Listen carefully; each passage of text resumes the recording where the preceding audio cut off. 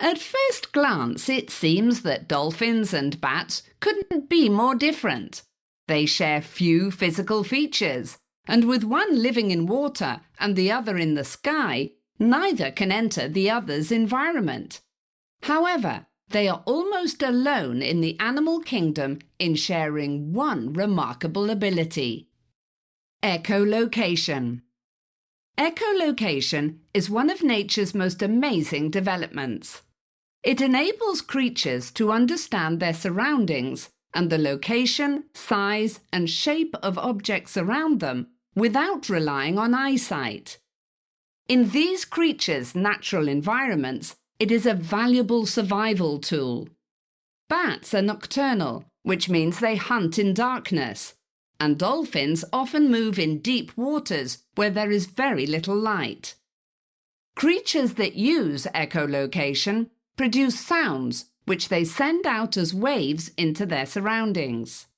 When the sound waves encounter an object, they bounce off it and return to the creature, which is able to interpret how the structure of the waves has changed to build a mental image of its surroundings.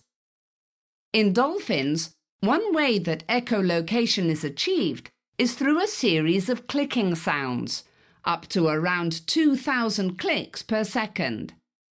Dolphins don't actually have vocal cords, so the sounds are produced by pushing air through membranes called the phonic lips. They can be found a little below the blowhole. The dolphin first takes in air through the blowhole, then pushes it through the lips. The sound waves that are created are then sent out through an area at the front of the head called the melon.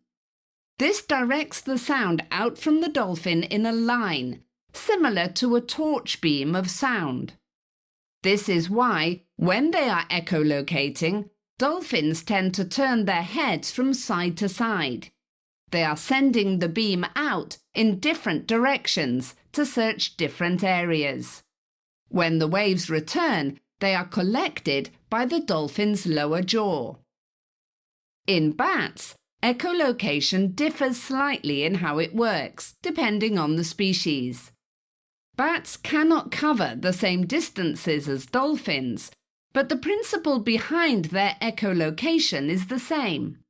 The bat produces a soft clicking sound that travels out and bounces off nearby objects. Some species produce sounds by clicking together two small bones in their throat, while others use their tongue. Their ears are specially shaped to receive the returning sound waves and direct them for interpretation. Amazingly, but perhaps not unsurprisingly, we now know that bats and dolphins, although they look so different and live in such different environments, actually share a large number of genes. This explains how these two different species managed to develop an almost identical echolocation function. Incredible!